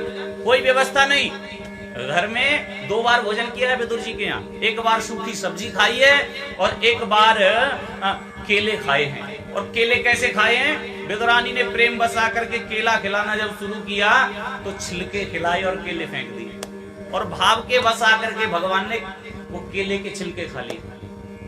और इतना स्वाद कि बाद में विदुर जी आए, कहा तू ये क्या कर रही है? तूने भगवान को केले के छिलके खिला दिए, हट हट मैं केले खिलाऊंगा। विदुर जी ने बहुत सुंदर तरीके से केले खिलाए। भगवान ने क्या कहा? इनमें वो स्वाद नहीं है, इनमें वो स्वाद नहीं है चाचा जी जो चाची जी खिला रही थी ना छिलके, क्योंकि वो भाव से खिला रही थी। तो भाव से अगर भगवान को भोग लगा दोगे आप, तो चाहे उसमें नमक मिर्च कैसा भी हो, भगवान अगर उसे ग्रहण कर लेते हैं तो फिर तुम्हें ग्रहण उसे कर लेना चाहिए। ये भाव होता है। और कुछ लोग कहते हैं क्यों जी भाव अभाव प्रभाव, कभी कभी ऐसा होता है प्रभाव में भोजन नहीं करते। एक व्यक्ति था, ध्यान से सुने क्योंकि दृष्टांतों से ही सिद्धांत समझ में आते हैं। एक व्यक्ति था, उसने मन में विचार किया कि ये जो आजकल ज्योतिषी घूमते हैं इनकी परीक्षा करें। एक ज्योतिषी जी के पास पहुंचा। ज्योतिषी जी के पास पहुंच करके बोला, हमने सुना है आप बहुत बड़े ज्योतिषी हो। बोले हम बड़े तो नहीं हैं, लेकिन हाँ बता देते हैं ठीक ठाक। तो बोले अगर आप बता देते हो तो ये बताओ कि आज हमें खाने में क्या मिलेगा। ज्योतिषी जी ने हिसाब लगाया और कहा कि आज तो आपके गुरु बहुत अच्छे हैं, बुध बहुत अच्छे हैं, चंद्रमा भी ठीक है, सूर्यदेव भी ठीक है, मंगल भी सही चल रहे हैं, शुक्र देवता भी ठीक है, शनि भी कोई परेशानी नहीं दे रहा, राहु भी सही बैठा है, केतु भी, सब ग्रह सही बैठे हैं। कहने लगे आज तो तुमको खीर का भोजन करना पड़ेगा। देखो आज हम ज्योतिष को झूठा करते हैं। उसने मन में सोचा कि आज हम ज्योतिष को झूठा करेंगे, आज हम खीर खाएंगे ही नहीं, आज हम खीर नहीं खाएंगे। मन में विचार कर लिया आज हमें खीर नहीं खानी, ज्योतिषियों को झूठा करना है। घर आया, घर आकर के देखा तो पत्नी ने सुंदर सुंदर पूड़ी कचौड़ी और खीर बना के रखी। उसने कहा हमको तो ज्योतिषी को झूठा करना है। कहने लगे आज हम ना भोजन नहीं करेंगे। बोले क्यों? आज हमारा व्रत है। पत्नी ने कहा बहुत अच्छी बात है, पहले तो कभी जीवन में व्रत किया नहीं, आज कर लिया, चलो अच्छी बात, चलो कोई बात नहीं। उसने कहा कि ज्योतिषी को झूठा करना है और घर में खीर बनी है और भूख निश्चित लगेगी लगेगी। खीर को देख करके मानो न रहा गया, खीर खा ली तो ज्योतिषी को झूठा करना है। तो उसने मन में विचार किया ऐसा करते हैं, घर को छोड़ करके जंगल की तरफ चलते हैं। आज हम जंगल में बिताएंगे पूरा दिन और रात्रि व्यतीत करके सुबह आ जाएंगे और फिर आके ज्योतिषी से कहेंगे देखो तुम्हारा जो झूठा हो गया। ऐसा ही किया जी, जंगल में पहुंच गया। जंगल में पहुंच गया तो सोचने लगा नीचे बैठ के क्या करें। सायंकाल का समय हुआ और ऊपर डाली पर बैठ गया, जाकर के वृक्ष की डाली पर बैठ गया। अब वहां भगवान की कृपा ऐसी हुई कि कुछ लोग वहां पर एकत्रित हुए, ग्वाला, और ग्वालों ने वहां पर गाय का दूध निकाला और उनके कहीं कपड़े में चावल बंधे हुए थे, उन्होंने भी वहां खीर बना दी, क्योंकि भाई ज्योतिष झूठा नहीं हो सकता। खीर बनाई और खीर बना करके ऐसे खीर पतीली पर रख करके खीर बना रहे थे, तभी वहां पर चोर आ गए तो सारे ग्वाला वहां से भाग गए। जितने ग्वालवाल थे सब भाग गए वहां से, चरवाए। खीर बनती रही। चोरों ने कहा ये अच्छी बात है, पहले खीर खाएंगे फिर रात को कहीं चोरी करने चलेंगे। चोरों ने देखा खीर बनी है। अब मन में विचार किया भाई ये यहाँ पर चरवाए जो खड़े थे, ग्वालवाल जो खड़े थे, उन्होंने खीर बनाई है। सोचने लगे कहीं खीर में कोई गड़बड़ी न हो। इधर उधर देखा, किसकी आवाज आ रही है? देखा कोई नजर नहीं आया। जब गौर से ध्यान से देखा इधर उधर तो वृक्षों के बीच में महाशय जी बैठे हुए हैं। देखा अरे, अब उनको यकीन हो गया, हो न हो इसने इस खीर में कोई न कोई चीज वस्तु मिला रखी, या तो जहर मिला रखा है कि जो इसे खाएगा मरेगा। कहने लगे नीचे उतर। कहने लगा नहीं उतरूंगा। बोले नहीं उतरूंगा तो गोली मार देंगे, नीचे उतर। डर की वजह से नीचे उतर आए श्रीमान जी। श्रीमान जी नीचे उतर के आए, कहा सुनो, हाँ तुमने इस खीर में क्या मिलाया है? श्रीमान जी बोले हमने इस खीर में कुछ नहीं मिलाया। बोले ना तुमने इस खीर में कुछ ना कुछ मिलाया जरूर है। बोले नहीं। बोले नहीं मिलाया है तो खीर खाओ, नहीं मिलाया है तो खीर खाओ। बोले नहीं खाएंगे, नहीं खाएंगे तो गोली मार देंगे। श्रीमान जी को पूरी खीर खानी पड़ी, पूरी खीर खानी पड़ी। लौट करके ज्योतिषी जी के पास आए, ज्योतिषी जी के पैर पकड़ लिया, आपका ज्योतिष पक्का सच्चा है, हमने बचने की इतनी कोशिश की, घर में खीर बनी वहां से बच गए, जंगल में खीर बनी कोशिश की न खाएं, लेकिन क्या करें चोरों ने बंदूक की नोक पर खीर खिला दी। तो कभी कभी भोजन अभाव में भी करना पड़ता है और भाव में, अभाव में और प्रभाव में भी करना पड़ता है। कहने का तात्पर्य भोजन जो होता है वो भगवान को भोग लगा करके ही करना चाहिए। और भोजन कैसा होना चाहिए, कैसा होना चाहिए भोजन? जिस भोजन को करने से हमारा मन शांत रहे। अगर आपको दिन में 4 रोटी की भूख है, 3 रोटी खाओ। कितनी? 5 मत खाओ। 5 खाओगे तो क्या होगा? अपच हो जाएगी, पचा नहीं पाओगे। कैपेसिटी से कम काम करो, जो हमारी ताकत है उससे कम। 4 रोटी की भूख है, 3 रोटी खाओ। और ये नहीं शाम को फिर सोचो कि हम 8 खाते हैं तो 11 खाए ना। 8 शाम को खाते हो, 7 ही खाओ। क्योंकि इंद्रियों को अगर स्वस्थ रखना है, मन को एकदम स्वस्थ रखना है तो भोजन कम करना चाहिए। उस दिन निवेदन कर रही है, इसीलिए बता रहा था कि भोजन कम करना चाहिए। क्यों? क्योंकि अन्न ज्यादा खाने से बुद्धि दूषित होती है, बुद्धि खराब होती है। जितना हो सके अन्न को कम खाने का कोशिश करो। निवेदन कर रहे हैं, अन्न कम खाना चाहिए और शुद्ध अन्न खाना चाहिए। अच्छा जी, एक और बात आई थी। क्यों जी? भोजन जो बनता है सात्विकी होना चाहिए। मैं हाँ जी बिल्कुल प्योर वेजिटेरियन सात्विकी होना चाहिए। तो बोले लहसुन प्याज ये फैसिलिटी बन गई है आज की। बोले बिना इसके तड़का लगाए तो आनंद ही नहीं आता। भोजन में बिना लहसुन प्याज के आनंद नहीं आता। आप सब खाते होंगे, नहीं खाते? हैं? खाते हो? नहीं खाते? खाते हो? नहीं खाते? खाते हैं? नहीं खाते? अच्छा, कौन कौन नहीं खाता है? हाथ खड़ा करना। अब कोई वैसे नहीं करेगा शर्म की वजह से, बेइज्जती हो जाएगी।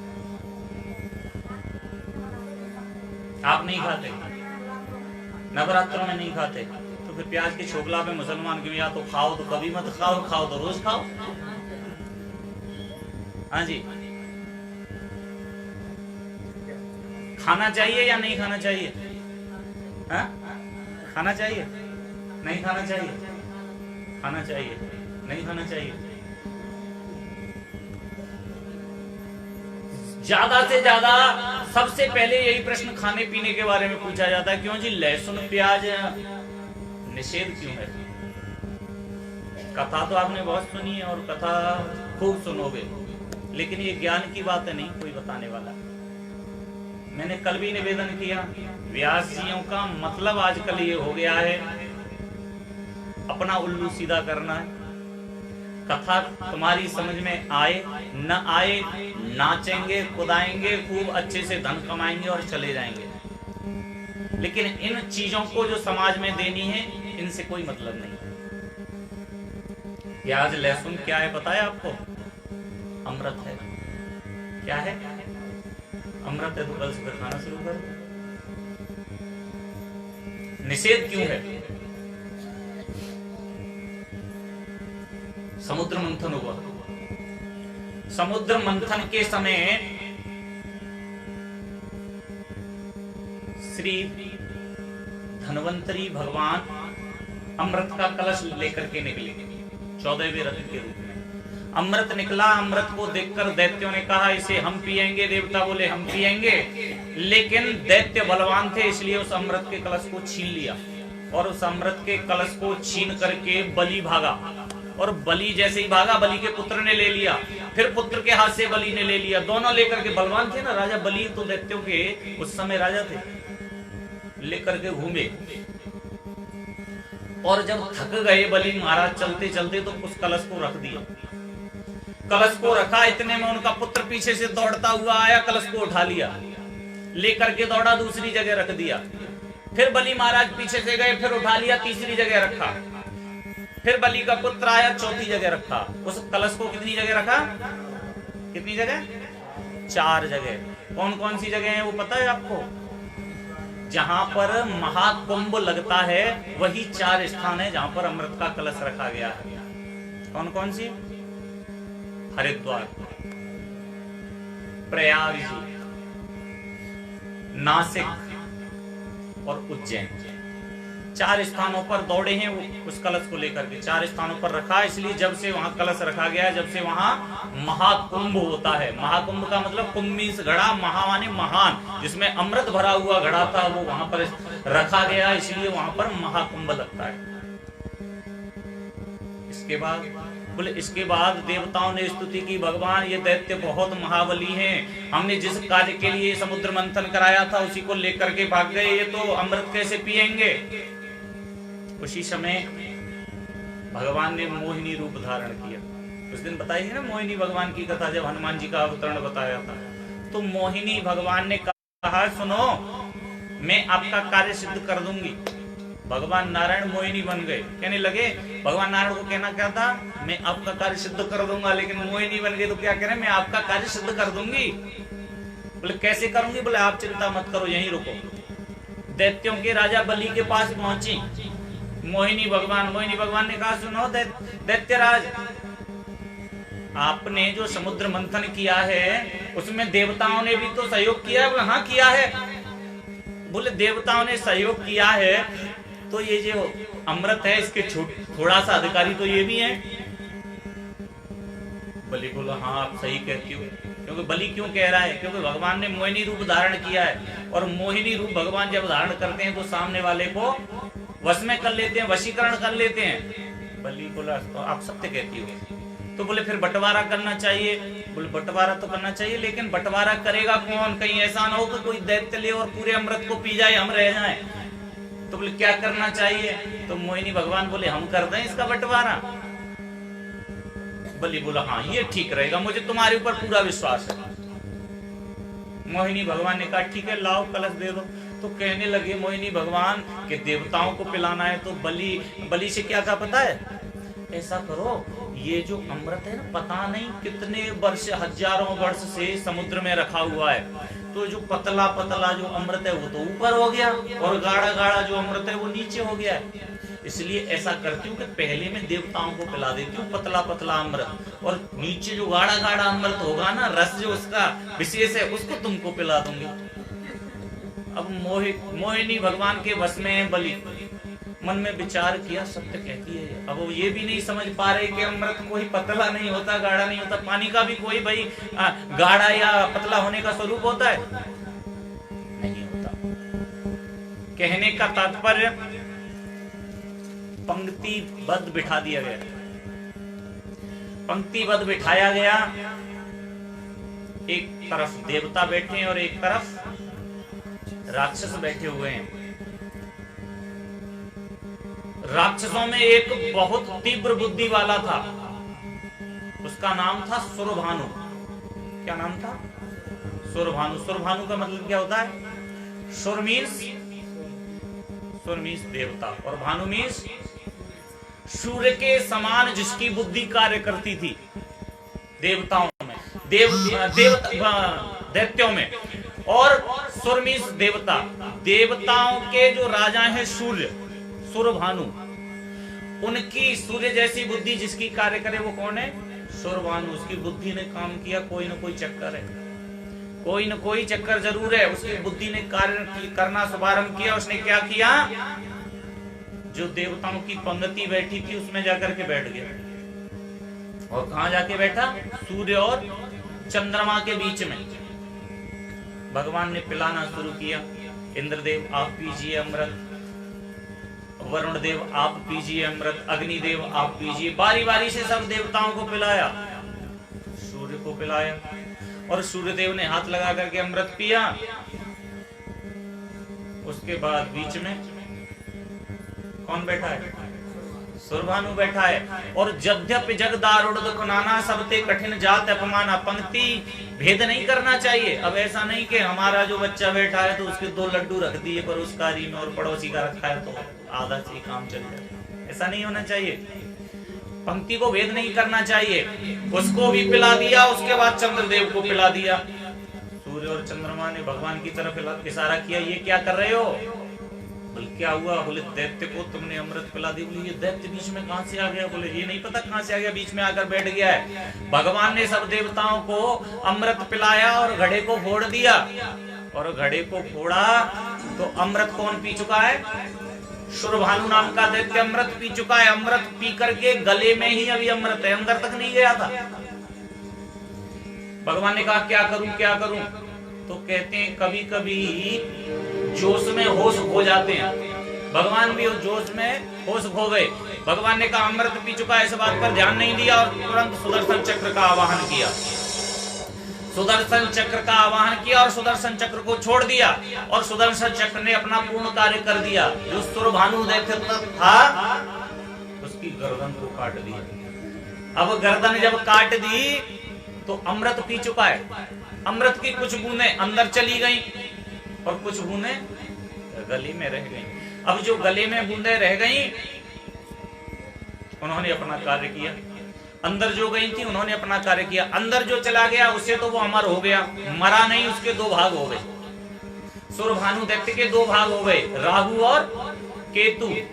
राहु जो था वो मस्तक की तरफ से राहु हुआ और धड़ जो था वो केतु बन गया।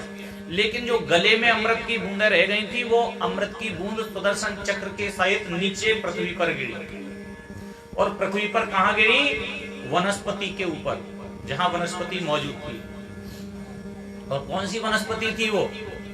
उस वनस्पति के ऊपर गिरी जिसको हम आज के दौर में अनियन एंड गार्लिक के नाम से जानते हैं। अनियन एंड गार्लिक मीन्स प्याज और लहसुन। तो प्याज और लहसुन के ऊपर जब वो अमृत की बूंदें गिरी तो प्याज और लहसुन अमृत के तुल्य काम करने लगा। क्या है लहसुन और प्याज? क्या है? अमृत है ना। कल से खाना शुरू नहीं?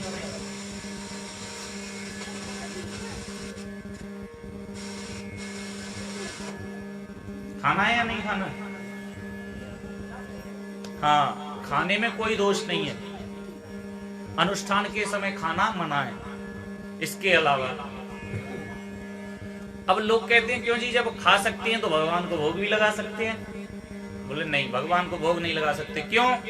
क्योंकि ये एक दैत्य के मुंह में अमृत चला गया और दैत्य के मुंह में जाने के बाद वो झूठा हो गया। झूठा होकर के बाहर गले के माध्यम से निकला, जो प्याज और लहसुन के रूप में निकला।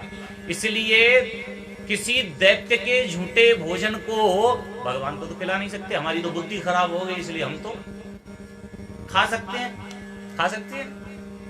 जिनकी बुद्धि खराब हुई है वो खूब खाइए। हाँ, और जिनकी सही है, शुद्ध मति चाहिए, वो मत खाइए, क्योंकि वो दैत्य का झूठा है। तो अमृत, ये नहीं कह रहा मैं, अमृत तो है, लेकिन है किसका झूठा? हाँ, दैत्य का झूठा। तो जिसको दैत्य का झूठा खाना है वो जरूर खाइए, लेकिन भगवान को तो बिल्कुल निषेध बताया। इसी कारण से तो निवेदन कर रहे हैं कि भोजन जो करना चाहिए वो एकदम सात्विक करना चाहिए। और ये तामसी भोजन में आता है। तामसी भोजन में क्यों आता है? क्योंकि ये दैत्य के मुंह से निकल करके आया है बाहर। कुछ लोग ये भी कहते हैं क्यों जी शराब भी पी लेनी चाहिए। मैंने कहा क्यों? अरे उसको तो देवता भी पान करते हैं। अरे ये ऐसी वैसी शराब कोई ऐसी वैसी चीज थोड़ी है। तो बोले जी ये शराब जो है समुद्र मंथन में निकली थी, रत्न है, ये भी 14 रत्नों में आती है। क्या है? शराब का मतलब क्या होता है? शराब उर्दू का शब्द है, हिंदी का नहीं है। मदिरा पढ़ी लिखी भाषा में बोल देते हैं हम। मदिरा अच्छा शब्द है। शराब का मतलब होता है सर मीन्स सड़ा हुआ, आब मीन्स पानी। जो सड़ा हुआ पानी है वो शराब हुआ करता है। अब मैंने तो बनाई नहीं भैया, सो इसलिए पता हो मुझे कि फलों का है कि फ्रूट्स का है या वेजिटेबल का है, ये तो मुझे जानना कहने का तात्पर्य, लोग कहते हैं ये समुद्र मंथन में निकली है, इसका पान करना चाहिए या नहीं? हा? ये मानिए समुद्र मंथन में तो निकली, लेकिन दी किसको? देवताओं को। तो असुरों को दी, तो असुरों ने खूब पान किया। तो भैया ये असुरों का विषय है, खूब पियो। और असुरों के कोई सींग नहीं होते कलयुग में असुरों के कोई सींग नहीं होते जिससे पता चल जाए कि असुर आ रहा है, भैया अलग हट जाओ, असुर है ये। नहीं, असुरों के लक्षण बताए हैं। क्या लक्षण बताए हैं पता है कलयुग में? बोले मान ही मात पिता नहीं देवा, नहीं मात पिता नहीं देवा, मान ही मात पिता नहीं देवा, मान ही मात पिता नहीं देवा, साधु दर्शन कर भावनी सेवा, साधु दर्शन कर भावनी सेवा, साधु दर्शन कर भावनी सेवा, साधु दर्शन कर भावनी सेवा, जिनके यही आचरण भवानी, जिनके यही आचरण भवानी, ज्ञान होने से जल समानी, ज्ञान होने से जल समानी, जल समानी, जल समानी। कलयुग में राक्षसों की परिभाषा क्या बताई है? मां नहीं मात पिता नहीं देवा, जो अपने माँ बाप को नहीं मानते, पूजा नहीं करते, सेवा नहीं करते, और किसी देवता को भी नहीं मानते, नास्तिक हैं। मां नहीं मात पिता नहीं देवा, और साधु न सन करवा वही सेवा, साधुओं से अपनी सेवा कराते हैं, ब्राह्मणों से अपनी सेवा कराते हैं। वो कौन है? निश्चर हैं, वो राक्षस हैं इस कलयुग में। लोग नास्तिक हो गए हैं, भगवान को नहीं मानते, बहुत ज्यादा। हमारा तो सनातन धर्म है, ये तो बहुत मानता है, बाकी के धर्मों में भगवान को बहुत कम माना जाता है। अच्छा मानिए भगवान, हमने भी कह दिया भगवान है नहीं। अच्छा कौन कौन कहता है भगवान नहीं है, और कौन कौन कहता है ना? नहीं है नहीं है। हाँ जी कहेंगे, हाँ जी भगवान नहीं है। भगवान हर जगह मौजूद है। अगर भगवान नहीं है तो कौन है? विज्ञान है।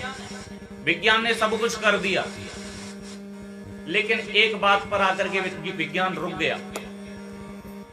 ये शरीर मरता है तो इसके अंदर से ऐसी कौन सी पावर निकल जाती है? शरीर तो वही होता है, शरीर वही है, नाम वही है, अंग वही है, लेकिन वो शरीर काम करना बंद कर देता है। वो शरीर काम करना बंद कर देता है, तो ऐसी कौन सी पावर है उसके अंदर? विज्ञान आज तक इस बात का पता नहीं कर सका। कोई तो उसके अंदर ऐसी अट्रैक्टिव पावर है, अलौकिक शक्ति, जिसके कारण ये शरीर काम करता है। तो वो जो अलौकिक शक्ति है, वो जो अट्रैक्टिव पावर है, वो दुनिया को चलाने वाली है। इसके अलावा लोग कहते हैं भगवान बदल गया। भगवान हम तो बदले नहीं। भगवान अगर बदल गया, भगवान नहीं बदला है, भगवान का नाम बदल गया। लोग अब नए बच्चों से पूछो भगवान जानते? बोले नहीं। कथा जानते? बोले नहीं। स्टोरी? बोले हाँ। कथा तो स्टोरी में बदल गई। अरे कथा स्टोरी नहीं हो सकती, और भगवान, भगवान हो गया गॉड। नए पढ़े लिखे जो बच्चे, मैं विशेष करके यही निवेदन करता हूँ कि मेरी कथा जहां भी हो, मैं ये कोशिश ये करता हूँ ज्यादा से ज्यादा बच्चे आए कथा में, क्योंकि आने वाला जो भविष्य है वो तो यही है ना। हमारी तो जो होनी थी वो हो गई, लेकिन आगे आने वाला जो भविष्य है ये बच्चे ही संभालेंगे। इसलिए मैं कोशिश ये करता हूँ, माता बहनों से यही निवेदन करता हूँ कि अपने साथ अपने बच्चों को जरूर कथा में लेके आया करो, क्योंकि यहाँ से कुछ सीख के जाएंगे। गॉड होता है, गॉड मीन्स उसके कई नाम बदल दिए आजकल, तो लॉर्ड है, गॉड है। गॉड का मतलब क्या होता है? What is the definition of God? It is very important question भाई। किसी को भी पूछो गॉड क्यों है, 3%। जी मीन्स नहीं पता, ओ मीन्स नहीं पता, डी मीन्स नहीं, G for generator, O for operator, D for distributor. Generator, operator, distributor. कोई अट्रैक्टिव पावर जो इस दुनिया को चला रही है उसको जनरेटर रूप में, ऑपरेटर, ऑपरेटर समझते हैं ना, उसको संचालित करने वाला, डिस्ट्रीब्यूटर पूरा केंद्र। जो ये अट्रैक्टिव पावर चल रही है, जो अलौकिक शक्ति चल रही है, इसको अपने हाथ में रखने वाला कौन है? गॉड है। तो हर व्यक्ति, लोग ये नहीं कह सकते कि भगवान नहीं है, भगवान है। अगर भगवान नहीं है तो ये शरीर मर जाता है, इस शरीर में से क्या निकल जाता है, इसको क्यों नहीं रोक पाते? ये वही अट्रैक्टिव पावर है, वही अलौकिक शक्ति है जो इसमें से निकल करके चली जाती है, जिसके जाने के बाद ये शरीर बेकार हो जाता है। इसलिए ईश्वर अंश जीव अविनाशी। ईश्वर जो है, हम सब कौन है? ईश्वर के अंश हैं। जीव जो है अविनाशी है, हम सब ईश्वर के अंश हैं। इसलिए ईश्वर के अंश हैं तो भगवान हम सब के अंदर भी मौजूद है कि नहीं? ये भावना जिस दिन हमारे मन में आ जाएगी कि भगवान हम सब के अंदर मौजूद है, उस दिन उद्धार हो जाएगा, क्योंकि कोई हिंसा नहीं होगी। फिर तो एक ही मन में उद्देश्य आ जाएगा, राम में सब जग जानी, करम प्रणाम जोड़े जोड़वानी। जब सब में भगवान नजर आने लगेगा तो सबके लिए प्रणाम करना पड़ेगा, क्योंकि भगवान को प्रणाम करना पड़ता है। इसलिए ये बातें नहीं सीखने के लिए नहीं मिलती। निवेदन कहाँ चल रही है कथा? माँ जगन माता है। उस माँ जगन माता के स्वरूप हमारे माता पिता हुआ करते हैं, लेकिन औलाद उनका कहना नहीं मानती। बात यही तो चल रही थी। इसी बात से तो उठ करके हम आगे तक चले गए। कारण ये है कि हम अवक्ष भोजन कर रहे हैं। अवक्ष भोजन करने के कारण हमारी बुद्धि शुद्ध कार्य नहीं कर रही। माँ बाप का सम्मान हर व्यक्ति को करना चाहिए, और जो व्यक्ति अपने माँ बाप का सम्मान नहीं करता, उसकी आने वाली संतान उसका सम्मान नहीं करती। ये पक्का समझना। ये सेवा है। मैंने किसी व्यक्ति को पूछा, किसी ने मुझसे प्रश्न किया, बताइए माँ बाप के बारे में। मैंने क्या बताऊं? माँ बाप ने आपको जन्म दे दिया, इतना बड़ा कर दिया, पढ़ा दिया, लिखा दिया, ये कम है? उसका जवाब क्या था पता है? कौन सा एहसान कर दिया? उस व्यक्ति ने क्या कहा? कौन सा एहसान कर दिया हमारे ऊपर माँ बाप ने? बोले ये कौन सी बात है, पढ़ाना लिखाना, जन्म देना? क्या ये हमारे जो माँ बाप हैं, क्या उनके माताजी पिताजी ने उनका नहीं किया था? हमारे जो माता पिता हैं, तो हमारे जो दादा दादी रहे होंगे, उन्होंने भी यही किया होगा। तो बोले क्या एहसान कर दिया? मैंने कहा सत्य कहते हो, तुमने कोई एहसान नहीं किया। माता पिता ने किया या नहीं किया? हाँ? किया या नहीं किया? कोई एहसान ही नहीं है।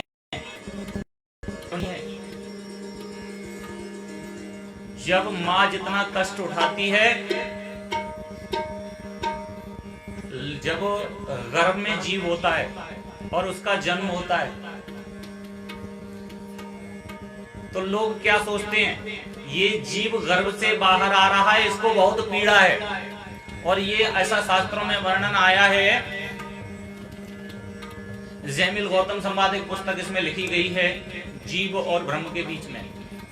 उसमें जीव के बारे में बताया गया, जब जीव गर्भ से बाहर आता है तो जीव को 100 बिच्छुओं को डंक मारने के बराबर दर्द होता है। कितना? एक साथ में 100 बिच्छू जिसको काट जाए कितना दर्द होगा, उतना दर्द है उस संतान को जब पैदा होती है उसको।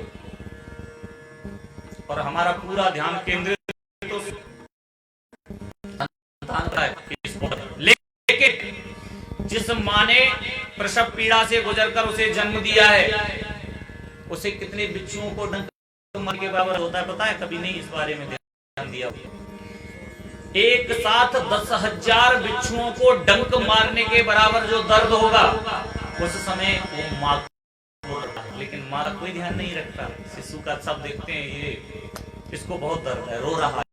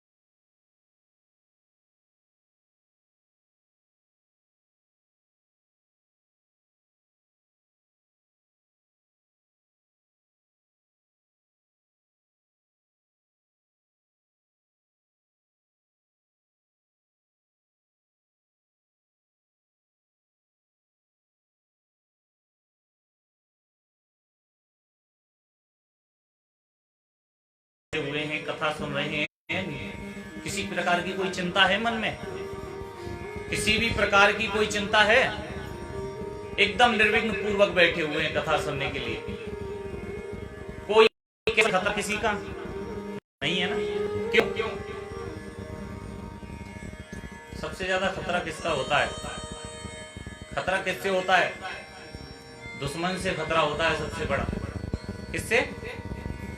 दुश्मन से खतरा होता है। खतरा किससे रहता है? दुश्मन से। पता नहीं 24 घंटे में भोजन मिलेगा या नहीं मिलेगा, पानी मिलेगा या नहीं मिलेगा, कोई उम्मीद नहीं। किसकी खातिर?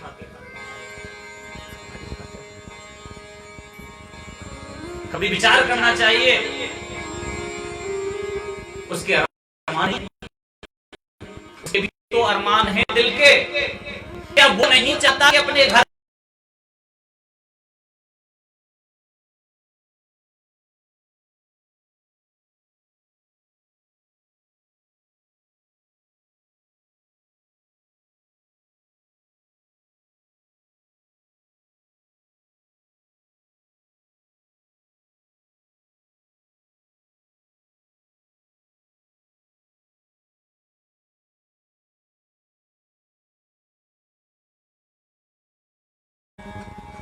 बहन भाई की राखी बांधती है रक्षाबंधन पर, और उसकी कलाई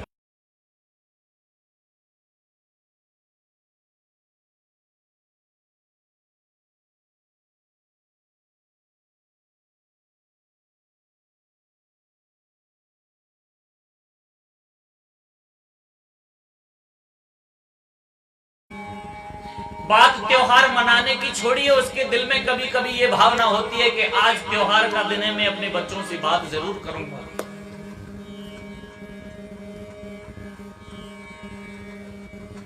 आज मैं अपनी पत्नी से बात करूंगा, मैं आज अपने बच्चों से बात करूंगा। लेकिन उस समय पर उसकी ड्यूटी ऐसे स्थान पर होती है जहां मोबाइल में नेटवर्क मौजूद नहीं है। क्या उसके अरमान नहीं है? वो भी चाहता है कि एक बार आज त्योहार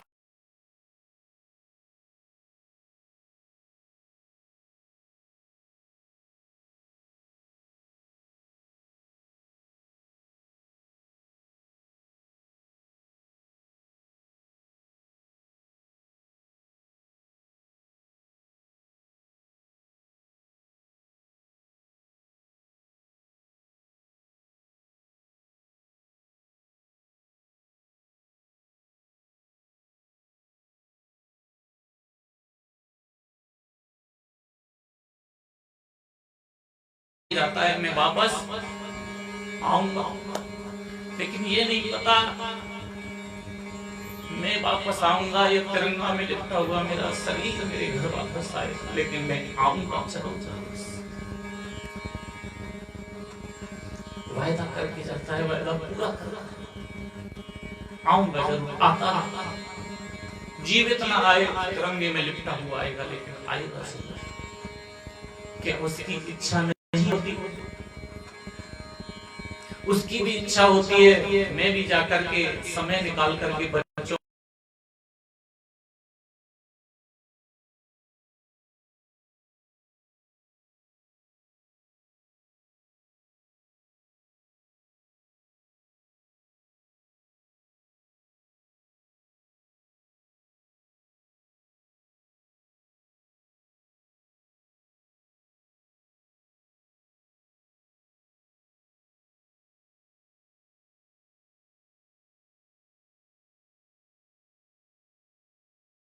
काम नहीं कर रहे, मेरे मोबाइल के नेटवर्क काम नहीं कर रहे, तो मैं अपना संदेश अपने घर पर कैसे पहुंचाऊं? लेकिन संदेश पहुंचाता है। जैसे ही सर्द हवा के झोंके उसके सीने में लगते हैं, उसके मुंह से एक ही आवाज निकलती है, ए गुजर वाली हवा बता, मैं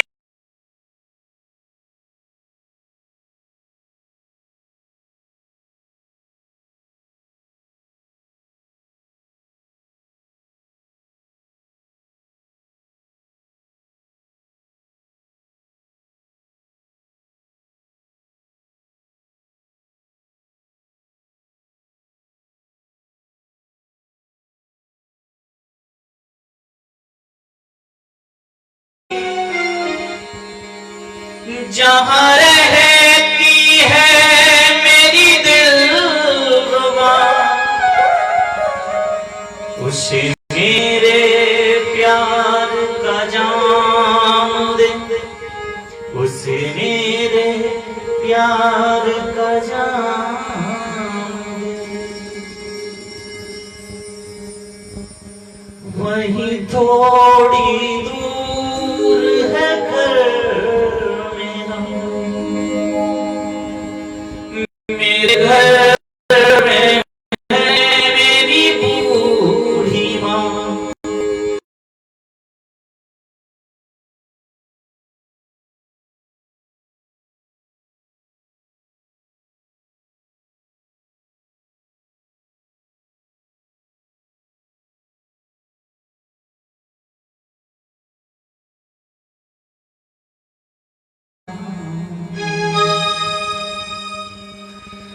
गुजरने वाली हवा जरा मेरे दोष दो, मेरी दिलरुबा, मेरी माँ को मेरा पैगाम दे, उसे उसके बेटे का नाम दे, उसे जाके तू ये पैगाम दे। मैं वापस आऊंगा जब गाँव में आम की छाँव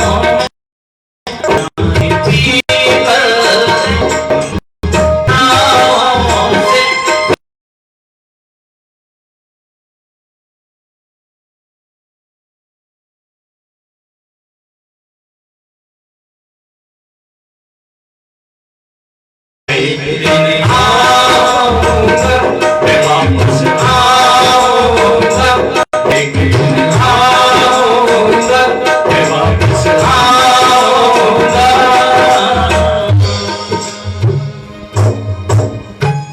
जगन माता की उसके भी अरमान होते हैं, लेकिन धन्य है वो, कम से कम अपने माँ बाप की सेवा नहीं कर पाया तो ऐसी माँ की सेवा कर रहा है जिस माँ के सामने हम सब नतमस्तक झुके हुए हैं। धन्य है वो माँ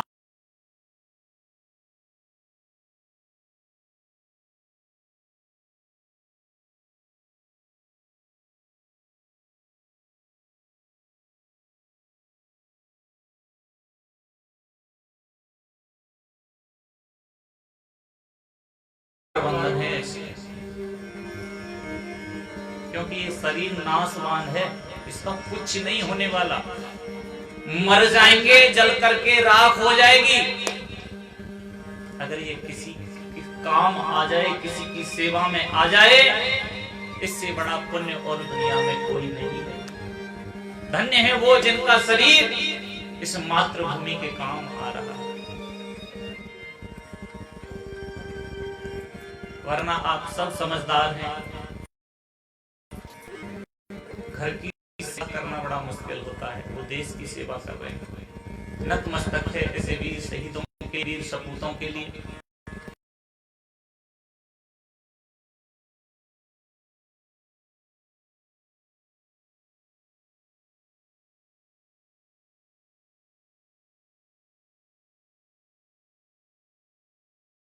आत्मा को भेज दिया। जगन माता दुनिया की माता है। दुनिया में मातृभूमि को छोड़ करके, मातृभूमि सर्वोपरि बताई गई है, लेकिन उससे भी सर्वोपरि देश, देश की जो भूमि है, देश की जो माता है, वो सर्वोपरि है। अपनी मातृभूमि पर मर जाना बहुत पुण्य की बात है, लेकिन देश भूमि पर मर जाना परम सौभाग्य की बात है।